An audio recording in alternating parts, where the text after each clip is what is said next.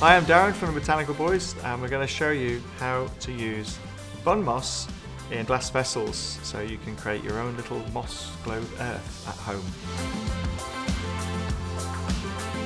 So guys, we're going to be using this lovely lush green bun moss, shaped like a little hill here in my hand. Very, very cute indeed. You can buy this moss on some online stores, but go and support your local florist. They may or may not have it in stock because they use it in art projects. Or come down to King's Cross, Botanical Boys. We've got quite a lot of the bun moss and we sell it by the handful. So what we're going to do with the moss today, folks, is show you how to use this wonderful moss inside one of our glass vessels, and also some glass vessels perhaps you have lying about in the house, and how you can also create your own lovely little moss globe terrarium world. So the jar we've got today is a small little moss globe. It comes with two pieces. You put it together like so. It's like a little moss globe. But you can also use any type of vessels at home, but it needs to have a lid, ideally a clear lid, if you don't want to water it often. It really prefers moisture because this stuff grows in forests and it loves the moisture and the dappled shade of the forest canopy. So it doesn't like to be in too much sunlight. So I've got a nice big piece of moss here from Botanical Boys. Obviously this is not going to fit inside this jar, far too big. So what we're going to do, we're going to have to do a little bit of preparation just to get our moss inside our jar.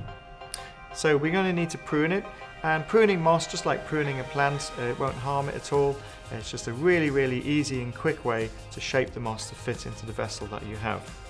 So what I'm going to do is going to put my moss on top of the jar and sort of estimate how much moss I need to take off. Now can you see here there's a big triangular chunk? Quite simply, just break that away and it's just like a bun.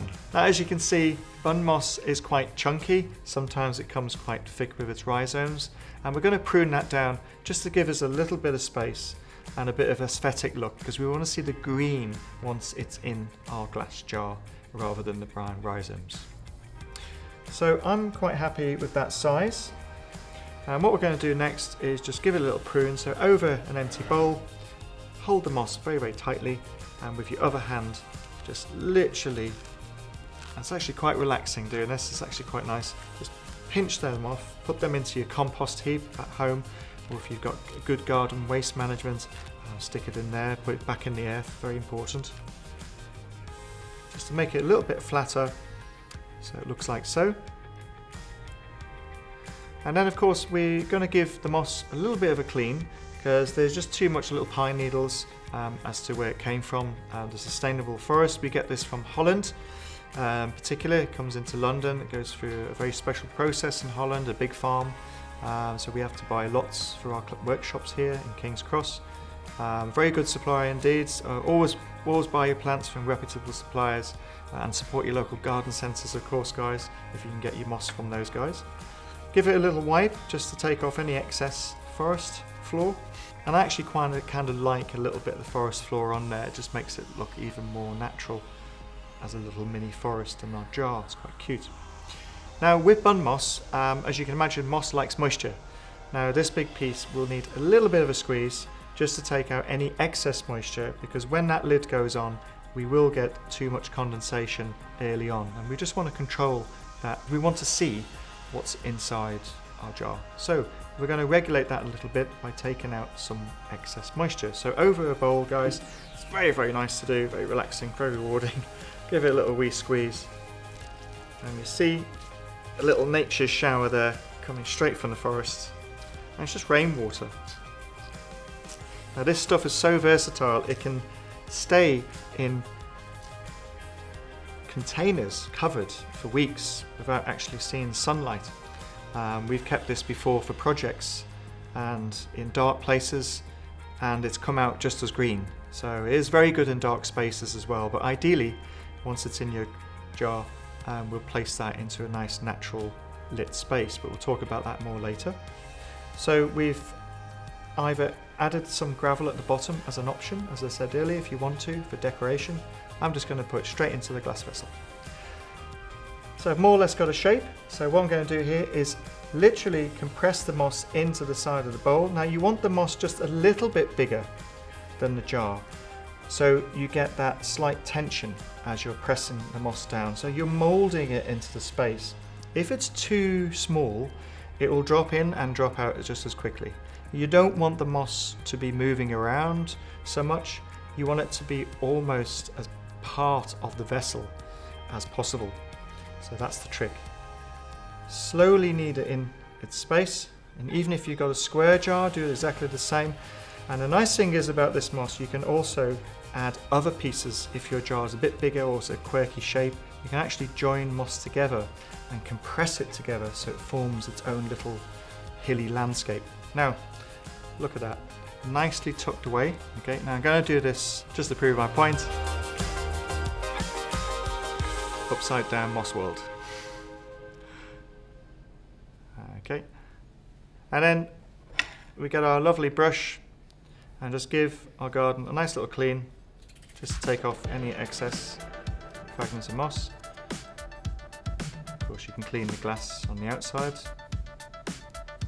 And then a moment of truth, because this piece of glass has a beveled edge, I may get some resistance on one side of the globe, so I'm just going to test to see if that fits okay.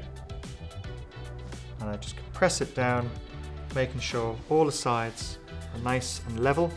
If it's not so level, if it sticks up slightly, just twist the jar until it goes into place, and it just moves the moss into place. Perfect little sphere. Now with these wonderful living bun moss worlds, you may need to water them from time to time. And all you need to do, if the moss starts to look a little bit pale, that is a sign that it needs a little drink. But this will probably stay like this for several weeks to hopefully several months without me even touching it. And that's really, really low maintenance moss gardening, wouldn't you agree?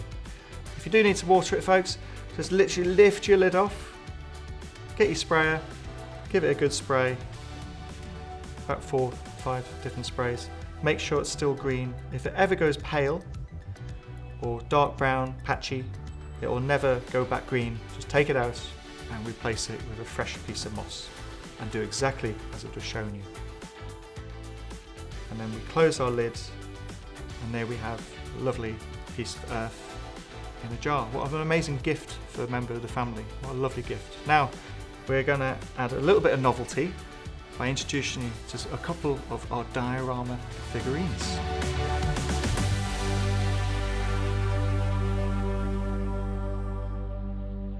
Okay, so to add a little bit of quirkiness to our lovely moss world, we have diorama miniature figures. Now this is really great if you're building these for a friend. Perhaps he or she is into skiing or cycling or whatever. We've got figures to match the occasion. Today, folks, we've got a lady and gent both on their holidays going to Switzerland on a ski trip, as they've just retired and they're celebrating their retirement with a nice ski trip up in the Alps. So I am the grandson of these people, and I've come to Botanical Boys to buy the perfect matching ski suits, whether you like the colour or not, and we're going to stick them in the moss globe and present it to my grandparents when they get back from their ski trip. What a lovely personal gift that will be, and I have no idea I'm doing this for them right now. So we get our little figures here, and there's Grandpa here. I'm going to pop him into the moss. That's all you need to do, is pop their feet in. And there's Grandma here, having a whale of a time. It's his first time on the slopes. And because it's a nice slope, look at it, you can have quite a lot of fun with that, couldn't you? And they come back off holiday and their sore legs telling me about all their trip. I said, here you go. Grandpa, Grandma, it's a little memory of your trip in Switzerland with no snow. So that's just something quirky that you can do with these moss globes. So guys, so now we've created that little scene, very personal scene. But some of the scenes that we do here is like crime scenes. So we can have like crime scenes with the suspects hiding behind the trees and the rocks in a big indoor terrarium type scene. And we have bank robbers and police officers and sunbathers and cyclists as well. So if you want to create your own scene, come down here. We've got some fantastic little kits that can be very personal to you and your friends indeed.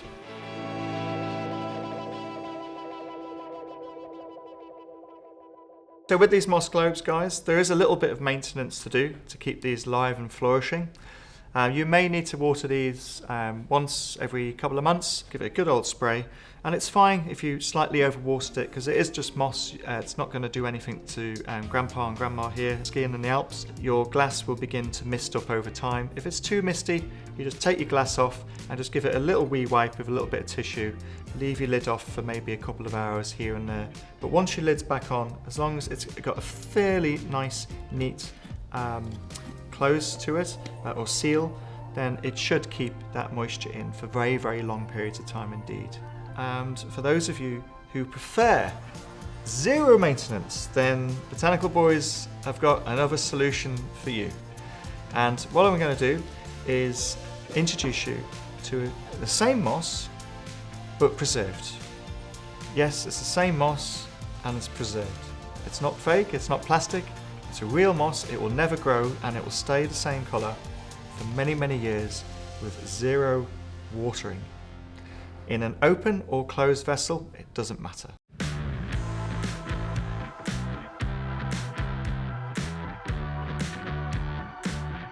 So what we're going to do is take our Grandpa and Grandma out of the slopes. Sorry guys. We're just going to take this moss out here very gently. Reuse the container. I'm just going to pop that back in there. Grab a bit of tissue, just wipe the glass. And we're going to use exactly the same moss, but it's gone through a very special preservation process over in Europe, very specialist moss farms. And this stuff is preserved bun moss. Look, it's the same moss, but it's been preserved in its colour and its moisture's locked in, and they use glycerin oils as the magic source to keep this from ever needing water at all. So what we're going to do with the moss, just exactly as we did earlier, is just squeeze this piece of moss in very gently.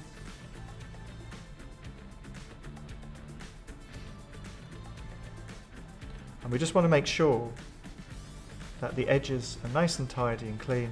And again, you can put a bit of soil and some gravel at the bottom if you want to, just for a bit of decoration.